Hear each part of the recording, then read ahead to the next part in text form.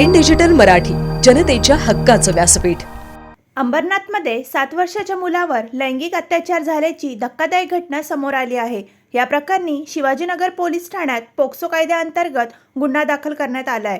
अंबरनाथमधील Shivajinagar police ठाण्याच्या हद्दीत 20 April रोजी हा धक्कादायक आणि संतापजनक प्रकार घडला। मुलाला चॉकलेट देण्याच्या बहाण्याने घरात बोलावून त्याच्यावर अत्याचार केल्याची माहिती समोर आली आहे। या प्रकरणी मुलाच्या आई-वडिलांच्या फिर्यादीवरून नराधामवर पोक्सो कायद्याअंतर्गत गुन्हा दाखल करण्यात आला आहे। आरोपीला पोलिसांनी अटक केली आहे। या प्रकरणी पोलीस अधिक तपास करीत आहेत।